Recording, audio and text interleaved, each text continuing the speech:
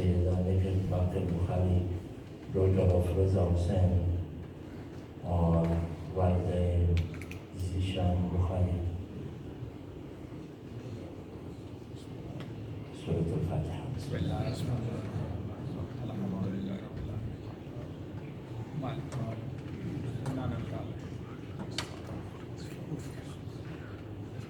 اللهم اغفر المؤمنين والمؤمنات والمسلمين والمسلمات الأحياء منهم والأموات. تابع بيننا وبينهم بالخيرات إنك سميع المجيب الدعوات إنك قاضي الحاجات إنك لجعلت لكل شيء قدرا. إن الله وملائكته يصلون على النبي يا أيها الذين آمنوا صلوا عليه وسلموا تسليما. اللهم صل على محمد وعلى محمد. لا حول ولا قوة إلا بالله العلي العظيم. حسبنا الله ونعم الوكيل نعم المولى ونعم النصير. أعوذ بالله السميع العليم من الشيطان اللعين الرجيم. بسم الله الرحمن الرحيم. الحمد لله رب العالمين بارئ الخلائق أجمعين خالق السماوات والأرضين. ثم الصلاة والسلام على العبد المؤيد والرسول المسدد المصطفى الأمجد المحمود الأحمد حبيب إله العالمين أبا القاسم محمد. اللهم صل على محمد وعلى محمد. القائدين المعصومين المرحومين لا سيما بقية الله في الأرضين. أرواحنا للتراب مقدمه الفداء الذين أذهب الله عنهم الرجس وطهرهم تطهيرا. اللهم صل على محمد وعلى محمد. دائمة السرمدية على أعدائهم وقتلتهم وغاصب حقوقهم ومنكر فضائلهم ومناقبهم من الآن إلى قيام يوم الدين. رب اشرح لي صدري ويسر لي أمري واحلل عقدة من لساني يفقهوا قولي. أما بعد فقد قال إمامنا الصادق عليه الصلاة والسلام. اللهم صل على محمد وعلى محمد. إن حبنا أهل البيت ينزله الله من السماء من خزائن تحت العرش كخزائن الذهب والفضة ولا ينزله إلا بقدر. صدق إمامنا الصادق عليه الصلاة والسلام. اللهم صل على محمد وعلى محمد. آپ متحیر ہوں گے کہ اس سال ثواب کی مجلس میں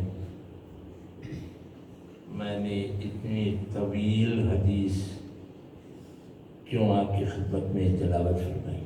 بسم اللہ. وہ اس لیے کہ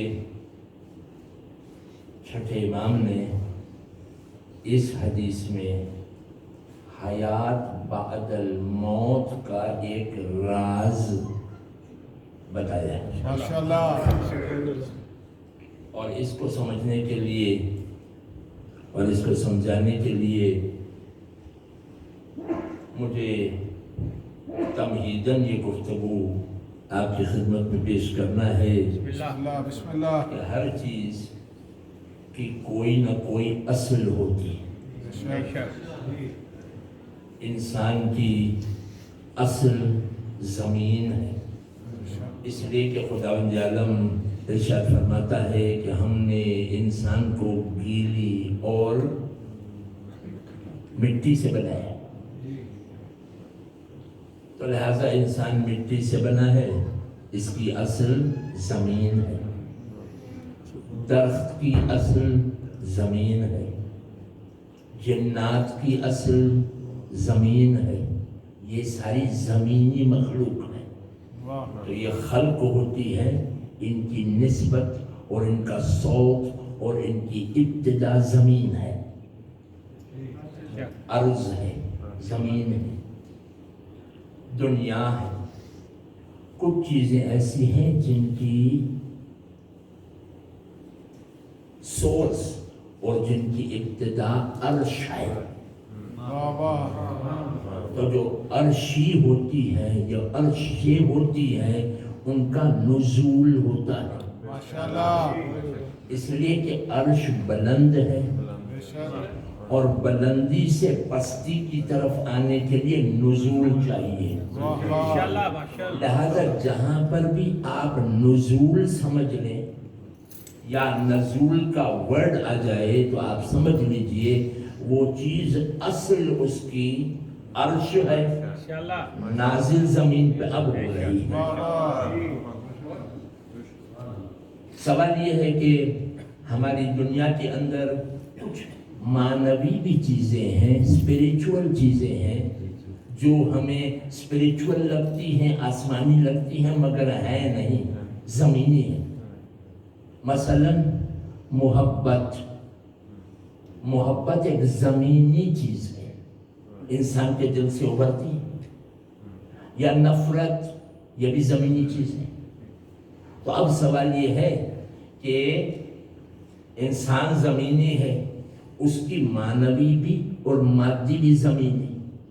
کچھ چیزیں جو مادی ہیں مگر وہ عرشی ہیں، اور کچھ چیزیں جو معنوی ہیں وہ بھی عرشی ہیں. کیسے؟ خداوند عالم قرآن مجید میں ارشاد فرماتا ہے کہ وَأَنزَلْنَا الْحَدِيدَ فِيهِ بَأْسٌ شَدِيدٌ، ہم نے لوہا نازل کیا جس میں کاٹ بڑی تیز ہے. آپ سمجھ گئے یہ کون سا لوہا ہے؟ یہ ذوالفقار ہے. لا فتى الا علی.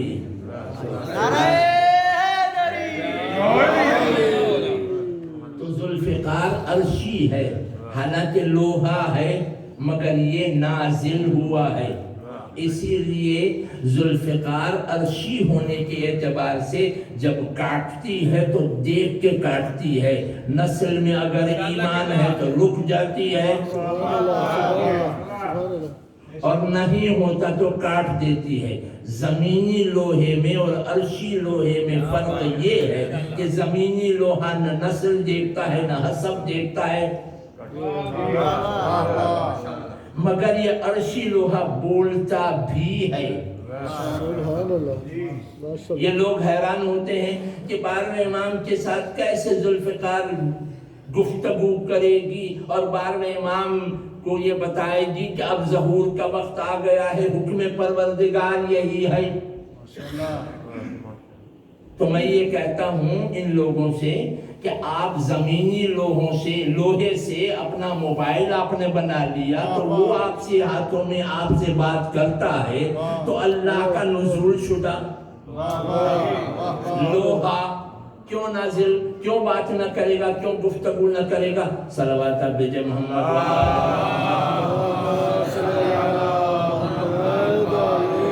کل ایمان کل قرآن حق دا امام نعرہ حیدری. تو عرشی چیزیں نازل ہوتی ہیں. معنوی میں جو نازل ہوتا ہے وہ قرآن ہے.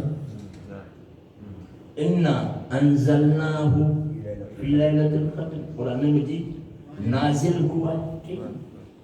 اچھا ایک اور شے ہے جس کا مجھے آپ سے پوچھنا ہے، محبت اہل بیت زمینی ہے یا عرشی ہے؟ عرشی. اگر زمینی ہوتی تو چھٹے امام یہ نہ کہتے ان اللہ تعالی جعل ان اللہ انزل حبنا اہل البیت ان حبنا اہل البیت ينزله اللہ من السماء، کہ بے شک ہم اہل بیت کی محبت خدا عرش کے سے نازل کرتا ہے. مطلب محبت اہل بیت عرشی ہے، زمینی نہیں. اسی لیے رسول اللہ نے جب اجرت رسالت یعنی جب ان سے پوچھا گیا پیغمبر سے کہ یا رسول اللہ آپ کی رسالت کا اجر کیا ہے، تو آپ نے ارشاد فرمایا قُلْ لَا أَسْأَلُكُمْ عَلَيْهِ أَجْرًا إِلَّا الْمَوَدَّةَ فِي الْقُرْبَى، محبت فی القربہ نہیں کہا، حالانکہ محبت بھی عربی لفظ ہے، مگر مودت کا مطلب اور محبت کا مطلب میں فرق یہ ہے، محبت وہ ہوتی ہے، محبت کا حقیقی مطلب معرفت ہوتی ہے، آل محمد کی معرفت نازل ہوتی ہے، یہ عرشی ہے، جب معرفت آ جاتی ہے تو پھر محبت خود بخود ہو جاتی ہے۔ صلوات آپ بھیجیں محمد والے محمد پر۔ اللہم صلی علی محمد علی محمد۔ تو اہل بیت کی جہاں پر یہ روایت میں جہاں پر چھٹے امام ارشاد فرماتے ہیں ہماری محبت، یہاں پر اس کا مطلب ہے معرفت، یہ محبت اس معرفت کا نتیجہ ہے، جتنی محبت معرفت بڑھتی جائے گی اتنی محبت بڑھتی چلی جائے گی، تو پھر اس کے بعد جیسی محبت ہوگی جیسی معرفت ہوگی تو کوئی ابو ذر بنے گا تو 9 درجے پر رک جائے گا، کس کی محبت اور معرفت بڑھ جائے گی تو 10 درجے کا سلمان بن جائے گا، من اہل بیت بھی بن جائے گا۔ یہ عرشی ہے، زمینی نہیں ہے، مودت ہے یعنی معرفت ہے۔ اچھا اب سوال یہ ہے یہ آتی کہاں سے ہے؟ چھٹے امام ارشاد فرماتے ہیں، اچھا یہ میں ڈیٹیل اس لیے میں آپ کی خدمت میں پیش کر رہا ہوں، اس حدیث کو ڈیٹیل میں اس لیے سمجھا رہا ہوں تاکہ بعد میں میرا سمجھانا آسان ہو جائے کہ امام نے کون سی اس میں سیکرٹ چھپا کے رکھی ہے حیات بعد الموت کے بارے میں۔ بات ہو رہی ہے معرفت اہل بیت کی، محبت اہل بیت کی۔ امام ارشاد فرماتے ہیں ان حبنا اہل البیت، بے شک ہم اہل بیت کی محبت ینزلہ اللہ من السماء، خداوند عالم نازل کرتا ہے آسمانوں سے، ہر آسمان سے نہیں، ہر آسمان سے نہیں، من السماء من خزائن تحت العرش، عرش کے نیچے خزانے ہیں، کان ہیں، مائنز ہیں، اہل بیت کی معرفت کے، اہل بیت کی محبت کے، جہاں سے وہ نازل ہوتے ہیں تحت العرش۔ پھر امام تشبیہ کر کے ہم کو سمجھانے کی کوشش کرتے ہیں کہ کتنے خزانے ہیں اور کیسے خزانے ہیں۔ امام ارشاد فرماتے ہیں کہ خزائن الذهب والفضة، ایسے کان ہیں، ایسے خزانے ہیں عرش کے نیچے ہماری معرفت کے، جیسے تمہاری زمین پر سونے اور چاند کے کان ہوتے ہیں، خزانے ہوتے ہیں، ڈھونڈنے والے کو ملتے ہیں، قسمت والوں کو بھی مل جاتے ہیں۔ تو یہ امام نے ارشاد فرمایا عرشی ہے اور عرش کے نیچے خزانے ہیں، اور عرش کتنا وسیع ہے ذرا سا اس کا بھی ہم کو اندازہ ہو جائے تاکہ پتہ چلے کہ اس عرش کے نیچے اتنا خزانہ تو کتنا وسیع عرش ہے۔ تو آپ اگر گھبرا نہ گئے ہو تو پہلے آپ درود بھیجیں بابا سے بلند محمد والے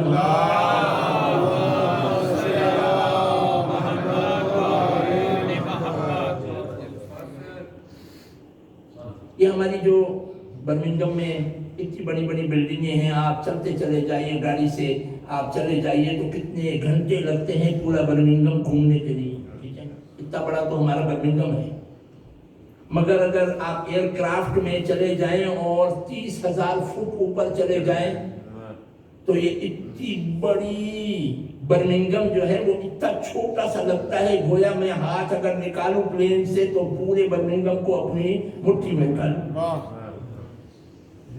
اس برمنگھم میں بھی ہوں، آپ بھی ہیں، جو 30,000 فٹ پر اتنا چھوٹا بن جاتا ہے کہ ہماری کچھ حیثیت کوئی حیثیت ہے نہیں۔ ذرا اور اوپر چلے جائیے اور اگر اس سے بھی دور ہو جائیے اور UK کا میپ اگر آپ کے سامنے آ جائے تو برمنگھم ایک قطرہ ہو جائے، ایک ڈاٹ بن جائے، قطرہ ہو جائے نا، اس قطرے میں ہم بھی ہیں۔ اچھا تو اس قطرے میں ہماری قیمت کیا ہے؟ حیثیت کیا ہے؟ کچھ بھی نہیں۔ اچھا آپ اور چلے جائیے دور، سورج تک پہنچ جائیے تو ہماری دنیا بھی قطرہ بن جائے کہ نہیں بن جائے؟ تو اس دنیا میں برمنگھم کی حیثیت کیا رہ جاتی ہے؟ میں کیا کہہ رہا ہوں آپ کو؟ سبحان اللہ۔ محمد وآل محمد صلی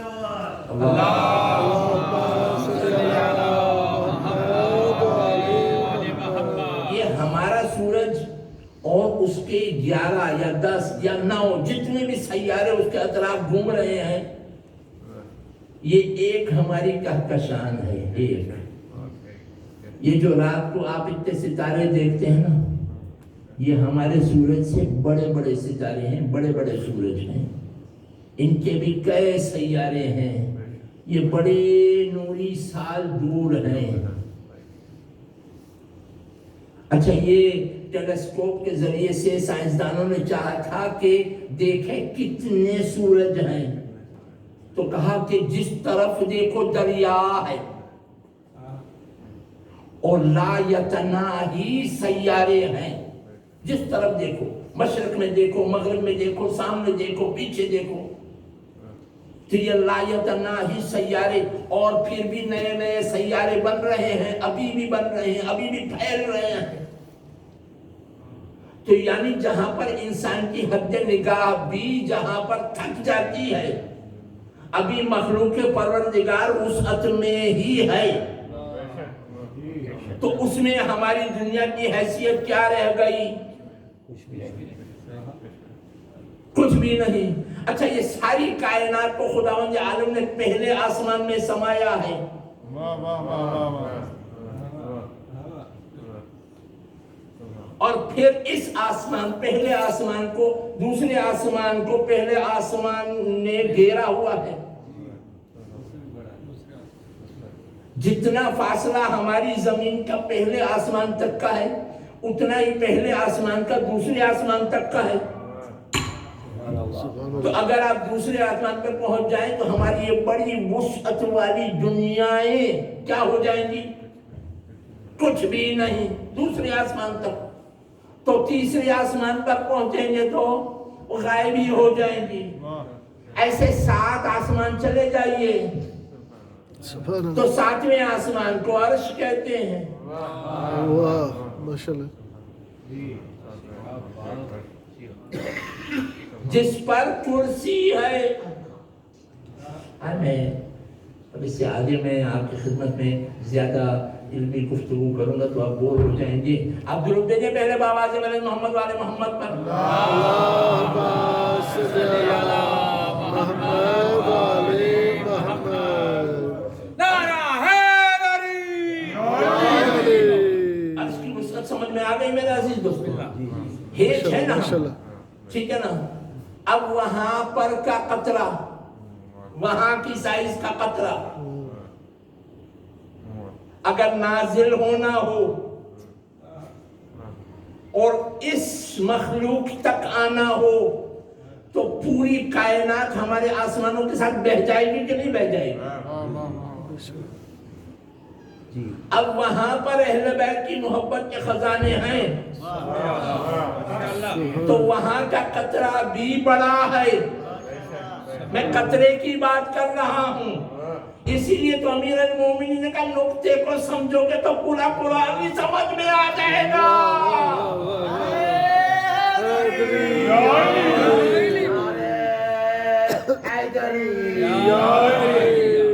ماشاءاللہ ماشاءاللہ قبلہ ماشاءاللہ۔ تو وہاں کا قطرہ، اچھا ہم آپ کو کتنی محبت ملی ہے؟ ہم اتراتے ہیں، بے شک ہمارا حق ہے محبت اہل بیت پر اترانا۔ خدا نے ہمیں یہ گفٹ میں عطا کیا ہے، سبحان اللہ۔ ہمیں منتخب کیا ہے، تب عطا کیا ہے۔ پروردگارہ تیرا احسان ہے، تو نے ہمیں منتخب کیا اس محبت کے لیے۔ پروردگارہ ہماری نسل در نسل کو انتخاب کر اور منتخب کر تاکہ ان میں بھی محبت محمد والے محمد رہے۔ سبحان اللہ۔ اس دعا کی قبولیت کے لیے آپ درود بھیجیں بابا سے محمد والے محمد۔ اللہم صلی علی محمد وعلی محمد۔ اچھا مسئلہ کا ایک اور روایت کے ذریعے سے میں دلیل دے دوں. اب تو نہیں ہے. ماشاء اللہ. آپ نے فطرس کا تو نام سنا ہے؟ امام حسین کی ولادت کے وقت فطرس کو پر ملے تھے مگر جلے کیوں تھے؟ یہ بھی تو پوچھیے نا، جلے کیوں تھے؟ کا فطرس جبریل سے بھی بڑا ملک تھا. جتنا بڑا ملک اتنی اس کی سپیڈ زیادہ، اس میں پاور زیادہ ہوتا ہے. جبریل 7ویں آسمان سے زمین تک پل بھر میں آ جاتا ہے.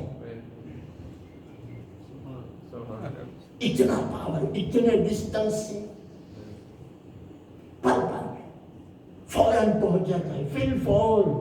تو سوچئے جو جبریل سے بھی طاقتور ہو وہ کتنا فی الفور، اس میں کتنی طاقت ہوگی. اس فطرس نے اقرب ملک، خدا سے زیادہ قریب، جبریل سے زیادہ قریب جو خدا سے ہو وہ ملک فطرس نے کہا پروردگارا میں تیرے عرش کی سیر کرنا چاہتا ہوں، تیرے عرش کی سیر کرنا چاہتا ہوں. کہ فطرس تو نہ کر سکے گا. وسع کرسیہ السماوات والارض، اے فطرس تو نہ کر سکے گا میرے عرش کی سیر. کہا کہ پروردگارا پلیز.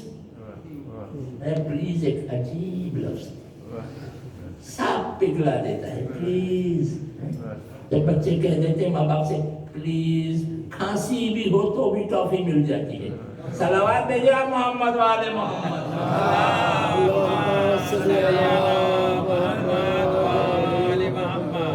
جو اصلی ماں باپ ہیں یعنی آل محمد سے اگر پلیز کر دیا جائے تو وہ ایک پلیز ہرکا تھا جس کی وجہ سے جہنم سے جنت میں، صرف جنت میں نہیں، شہدائے کربلا میں، اور وہ بھی ویسا شہدائے کربلا میں بے ابی انتم و امی، میرے ماں باپ بھی آپ پر فدا ہو جائے. ایسا درجہ، یہ ایک پلیز کی بات. خلاصہ فطرس نے کہا پروردگارا پلیز میں تیرے عرش کی سیر کرنا چاہتا ہوں. کہا کہ ویلکم. بچوں کے لیے تھوڑا انگلش بھی بولنا پڑتا ہے تو کہا ویلکم. کہا جی. فطرس کو خداوند عالم نے بعض روایات کے اعتبار سے 70 ٹائمز زیادہ پاور عطا کیا تاکہ وہ سیر کرے عرش کی. چنانچہ اس نے، وہ کہتا ہے کہ میں نے جھک کے دیکھا تو جنت کے ایک کھڑکی سے مجھے ایک حور نظر آئی جو کہ کھڑکی سے دیکھ رہی تھی. اپنا میں نے جب سفر شروع کیا اتنا تیز یہاں تک کہ میرے پر جل گئے. جب میں نے پھر نیچے دیکھا تو دوسری کھڑکی سے وہی ہوئی نظر آئی. امام ارشاد فرماتے ہیں یہ حقیقت میں ایک مومن کے گھر کی سائز ہے جنت میں.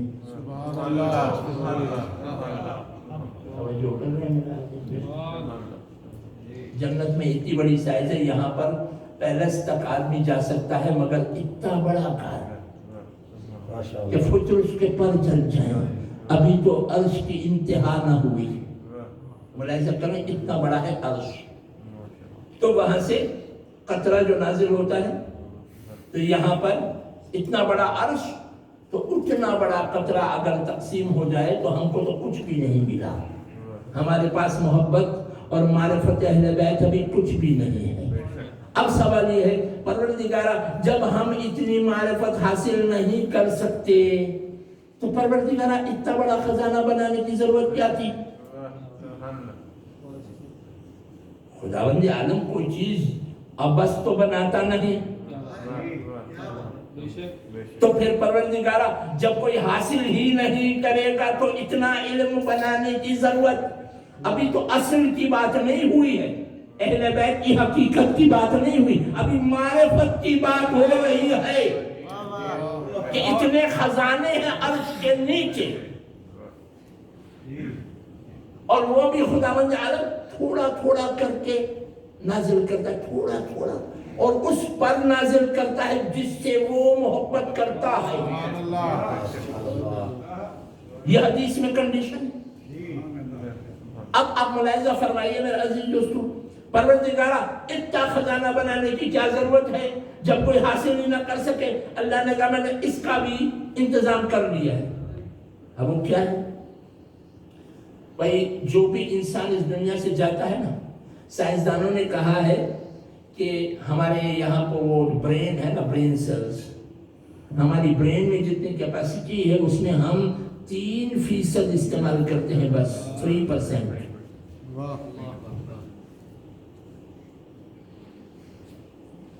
جو بھی جاتا ہے، جتنا بھی اسپیشلسٹ بن جائے، جو بھی بن جائے، 3%۔ پروردگارہ 97% سب خاک میں مل جاتا ہے۔ اتنا ایکسٹرا بنانے کی ضرورت کیا تھی کہ اسراف ہو؟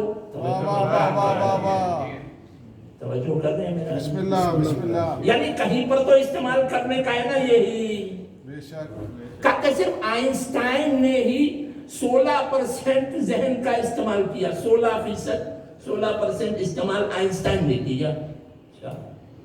اچھا، جب آئنسٹائن مر رہا تھا، جا رہا تھا دنیا سے، تو اس نے کہا کہ میرے مرنے کے بعد میرا برین چوری کیا جائے گا، لوٹ لیا جائے گا، لوگ میرے برین کو چیر کر میرے دماغ کو لے لیں گے۔ تو اس آئنسٹائن کے کہنے پر حکومت نے پہرے بٹھائے وہاں پر کہ کوئی آئنسٹائن کا برین نکال نہ لے۔ اب تک تو نہیں گیا نا؟ بسم اللہ بسم اللہ۔ اب خاموش ہیں، اب تھک نہیں گئے نا؟ اب درود بھیجیں پہلے بابا سے بڑے محمد والے محمد پر۔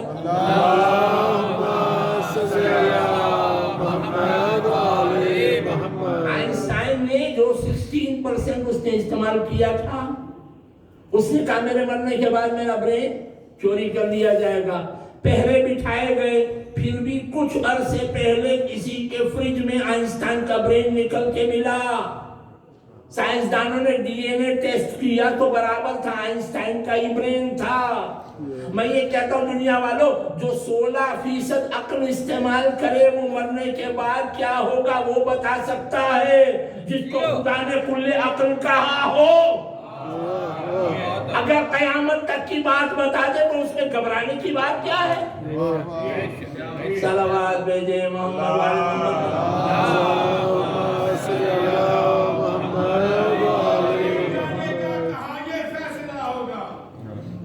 علی کو کون جانے گا؟ کہاں یہ فیصلہ ہوگا؟ علی کیا ہے علی جانے، علی کو ہی پتا ہوگا۔ علی آزان میں آئے تو ملا کہتا ہے بدت ہے، علی کعبے میں آیا ہے، بتا کعبے کا کیا؟ نعرہ حیدری! ماشاءاللہ ماشاءاللہ۔ ہمیں درود بھیجیں بابا زبردست محمد والے محمد پر۔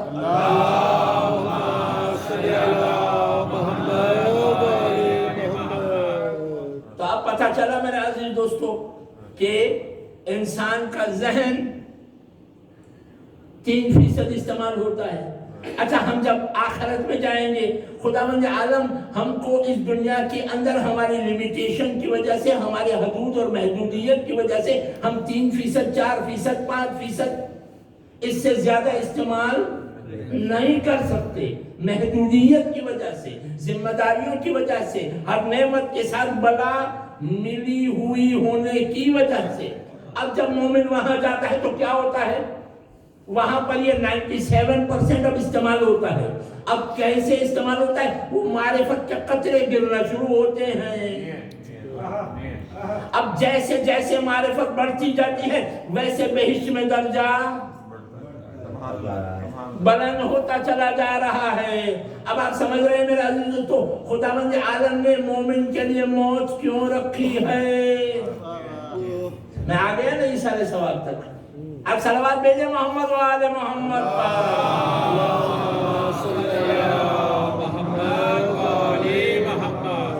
اس لیے کہ خداوند عالم کی وہاں پر اب درسگاہ ہوتی ہے، وہاں پر مومن کے لیے پھر اب ذمہ داریاں نہیں ہوتی۔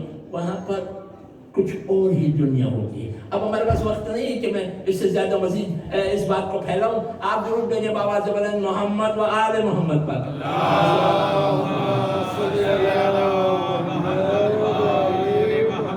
اب روایت کے جملے میں دوبارہ پڑھتا ہوں آپ کی خدمت میں اور تلاوت کرتا ہوں اور اس کا ترجمہ دوبارہ پیش کرتا ہوں تبرکاً تمنن تاکہ بات ذرا سمجھ میں اور آ جائے. ان حبنا اہل البیت ينزله الله من السماء من خزائن تحت العرش كخزائن الذهب والفضة. بے شک ہم اہل بیت کی محبت، ہم اہل بیت کی معرفت خداوند عالم آسمان سے نازل کرتا ہے، اور یہ محبت ان خزانوں میں ہے، ان کانوں میں ہے جو عرش کے نیچے ہے. اور یہ کان ایسی کان ہے جیسے آپ کی دنیا میں سونے اور چاندی کے کان ہوتے ہیں. وَلَا يَنزِلُهُ إِلَّا بِقَدَرٍ. اور خداوند عالم بہا نہیں دیتا، اس لیے کہ وہاں کا قطرہ اتنا بڑا ہے کہ آپ کی 2 آسمان 3 آسمان 4 آسمان 7 بہ جائے گا ایک قطرے میں. اس لیے خداوند عالم بہت تھوڑا بہت معمولی عطا کرتا ہے، مگر جس کو عطا کرتا ہے اس کو عطا کرتا ہے جو اس کے لائق ہوتا ہے. بس مجلس تمام ہو گئی. خداوند عالم اس درجات تک پہنچانے کے لیے کہ وہاں پر کتنے معرفت کے درجات ہیں، اس میں عرش کی اور معراج کی کئی روایات ہیں جو بڑی مفصل ہیں، جو ہم چھوٹی چھوٹی روایتوں میں سمجھ لیتے ہیں، مگر وہ مفصل روایات ہیں کہ اہل بیت کی معرفت کا کیا حال ہے اور کیا عالم ہے فرشتوں کے اندر بھی اور ہمارے موت کے بعد بھی. خلاصہ آپ نے دیکھا ہوگا کہ جب بھی کوئی مومن یا مومنہ کا انتقال ہوتا ہے تو اس وقت کیا ہوتا ہے، آخری وقت جب اس کی آنکھ بند ہوتی ہے، اس کی آنکھ بند ہوتے ساتھ آپ نے کئی مرتبہ سنا بھی ہوگا، دیکھا بھی ہوگا کہ ایک قطرہ آنسو کا ٹپک جاتا ہے. ٹپکتا ہے کہ نہیں ٹپکتا؟ کیوں؟ اس سے کہ روایت میں یہ ہے کہ میں یموت یرانی، امیر المومنین ارشاد فرماتے ہیں جو بھی اس دنیا سے جاتا ہے مجھے دیکھتا ہے. مگر بعض روایات میں یہ ہے کہ مومن کے سرہانے 5 تناتے ہیں اور بعض کے سرہانے 14 کے 14 آتے ہیں. تو جب 5 تناتے ہوں گے سرہانے تو مومن کی آنکھوں سے آنسو ٹپکنا چاہیے کہ نہ ٹپکنا چاہیے؟ اس لیے کہ وہ ایک مرتبہ سب کو دیکھ کر خوش ہو جائے گا، مگر جب امام حسین کا چہرہ نظر آئے گا تو تڑپ کے رو کر کہے گا یہی تو میرا مظلوم امام ہے جو 3 دن کا بھوکا پیاسا کربلا میں شہید ہو گیا. یہی تو میرا مظلوم آقا ہے جس نے علی اکبر کی لاش کو اٹھائی ہے. یہی تو میرا مظلوم آقا ہے جس کی لاش بے گور و کفن پڑی رہی اور کوئی اٹھانے والا نہ تھا. تو لہذا دل تو تڑپ جاتا ہے، مگر شاید مرنے والے مومن کو یہ بھی یاد آتا ہوگا کہ یہی تو وہ دکھیاری ماں ہے جو کہ کربلا میں اپنے بیٹے کے لیے میدان کو صاف کر رہی تھی. یہی تو وہ زہرا ہے کہ جس کے پہلو پر جس کا محسن سخت ہوا، جس کا پہلو شکستہ ہوا، جس کے در پہ آگ لگا دی گئی. تب مومن جاتے ہوئے اس دنیا سے روتا ہوا عزادار بنتا ہوا جا رہا ہے کہ جیسے ہی اہل بیت نظر آتے ہیں سارے مصائب ہم کو یاد آ جاتے ہیں. اہل بیت طاہرین اور بالخصوص فاطمہ الزہرا کے وہ مصائب کہ بنت رسول کی حالت یہ تھی کہ بنت رسول کو بعد شہادت پیغمبر ایسے کوڑے مارے گئے تھے. ایک مرتبہ نہیں، آپ نے صرف دروازے کا گرنا سنا ہے، مگر ہاں ایک دن بی بی اپنے بابا کو رو کر واپس آ رہی تھی تو ایک شقی نے کچھ چوروں کو اور تھگز کو تیار کیا تھا کہ جب بی بی تشریف لائیں تو انہیں کوڑے مارے جائیں. چنانچہ جب بی بی اپنے گھر کے نزدیک پہنچی ہے تو یہ تھگز لوگوں نے کوڑے مارنا شروع کیے, وکس مارنا شروع کیے ہیں. بی بی کی چیخ نکل گئی ہے. امیر المومنین ایک مرتبہ گھر سے باہر آئے ہیں تو دیکھا یہ لوگ بی بی کو مار رہے ہیں. امیر المومنین نے اپنے دامن میں لے لیا.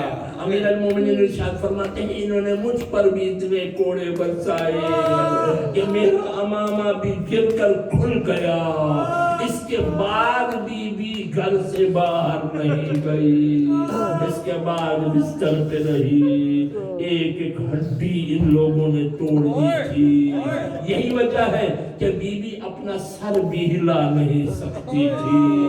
یہ وہ ایام ہیں جہاں پر آپ سنتے ہیں کہ بی بی بستر پہ تھی اور بی بی کو لوگ ملنے آئے تھے, معافی مانگنے کے لیے آئے تھے. تو اس وقت یہ لوگوں کے لیے پردہ رکھا گیا تھا. جب پردہ رکھا گیا تو ان کو پتا کیسے چلا پردے کے پیچھے کہ بی بی ان کے سلام کا جواب نہیں دیتی اور منہ موڑتی ہے اور منہ پھیر دیتی ہے. وہ اس لیے کہ بی بی اپنا گلا, ان کی گلے کی ہڈی ان کی ٹوٹ گئی تھی, جس کی وجہ سے بی بی اپنا گلا بھی ہلا نہیں سکتی تھی, اپنا سر ہلا نہیں سکتی تھی. اس کوڑوں کے بعد, دوسرے کوڑوں کے بعد آپ سن لیجئے, صبر کے ساتھ سنیے کہ کتنی مظلوم یہ بی بی ہے. وہ اپنا سر ہلا نہیں سکتی تھی. چنانچہ جب یہ دو شقی آئے ہیں معافی مانگنے کے لیے, تب پردہ تو تھا مگر بی بی نے فضہ سے کہا, فضہ میرے سر کو دوسری طرف کر دے. تب ان کو پتا چلا کہ بی بی کا سر دوسری طرف ہو گیا ہے. تو یہ دوسری طرف آئے, پھر سلام کیا, پھر معافی مانگی. بی بی نے سلام کا جواب نہ دیا. پھر فضہ سے کہا, فضہ میرے سر کو موڑ دے دوسری طرف. ایسے 3 مرتبہ ہوا ہے. یہ بی بی کی یہ حالت تھی, یہاں تک پہنچا دیا تھا. اب آپ ملاحظہ فرمائیں کہ جو ایسی ٹوٹی ہوئی بی بی ہو, وہ جب امیر المومنین جب بھی گھر میں آتے تو بی بی کی یہ حالت دیکھتے. امیر المومنین روتے تھے مگر جب کچھ عرصے کے بعد بی بی کو دیکھا کہ بی بی بیٹھی ہیں, روٹیاں بنا رہی ہیں, بچوں کو نہلا رہی ہیں, کپڑے دھو کے پھیلا رہی ہیں, امیر المومنین خوش ہو گئے. زہرا کو ٹھیک ہو رہا ہے, بی بی زہرا کی طبیعت ٹھیک ہو رہی ہے, آپ کو شفا ہو رہی ہے. امیر المومنین پاس میں بیٹھے, بی بی آپ کی طبیعت خیریت لگ رہی ہے, آپ کی طبیعت بہتر ہوتی لگ رہی ہے. بی بی نے رو کر کہا, کل رات کو میں نے خواب میں بابا کو دیکھا ہے, یا علی آج دوپہر کو میں دنیا سے رخصت ہو جاؤں گی. میں اس لیے یہ کام سارے کر رہی ہوں, تاکہ کھانا اس لیے بنا رہی ہوں تاکہ میرے حسنین بھوکے نہ رہ جائیں, ان کے کپڑے تیار کر رہی ہوں تاکہ یہ آج میرے چلے جانے کے بعد پریشان نہ ہوں. مگر یا علی آپ میری ایک وصیت سن لیں. یا علی میرے پاس بیٹھ جائے, ایک وصیت سن لیں. ساری وصیتیں بنت رسول نے کی اور آخر میں ایک وصیت کی کہ یا علی جب مجھے دفن کر لینا تو یا علی میری قبر پر بیٹھ کر تھوڑی دیر قرآن مجید کی تلاوت فرمانا. امیر المومنین روتے رہے, وہ سارے وصیتیں سنتے رہے.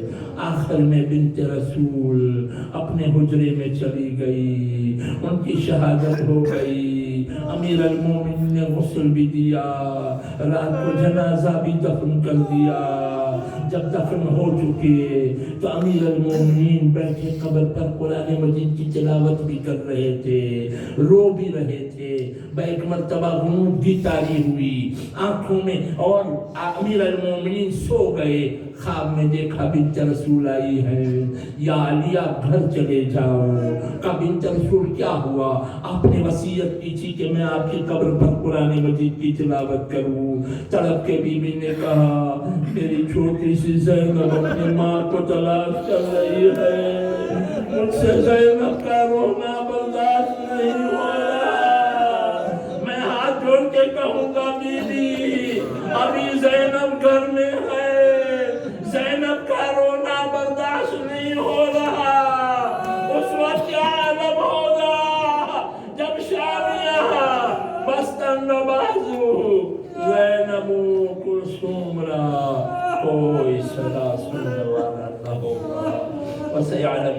الذين ظلموا آل محمد أي منقلب ينقلبون إنا لله وإنا إليه راجعون ألا لعنة الله على القوم الظالمين پروردگار اس قلیل و مقبول العیانی میں قبول فرما پروردگار محمد والے محمد کا واسطہ ہمیں محبت اہل بیت اور معرفت اہل بیت کا لائق بناتے اور پروردگارہ ہمیں منتخب فرما تاکہ ہم کو اور ہماری نسلوں کو یہ معرفت محمد والے محمد جو تم نازل کر رہا ہے اس میں ہمیں مخصوص فرما پروردگارہ جن مرحومہ کی ایصال ثواب کے لیے مجلس منعقد ہوئی ہے پروردگارہ اس کے درجات کو عالی متعالی فرما ان کے مرحومین کے پسماندگان کو صبر جمیل عطا فرما مرحومہ کے پاسماندگان کو مرحومہ کے لیے زیادہ سے زیادہ نیکیاں کرنے کی توفیق عنایت فرما پروردگار محمد والے محمد کا واسطہ ہمارے مرحومین کو بھی جوار محمد والے محمد میں جگہ عطا فرما ہماری عاقبت بالخیر فرما امام زمانہ کے ظہور میں تعجیل فرما ہم کو ان کے ناصرین میں شمار فرما ایک سورہ فاتحہ مرحومہ سیدہ نگہت باقر بخاری ڈاکٹر آف رضا حسین بخاری الفاتحہ بسم اللہ الرحمن الرحیم والمؤمنات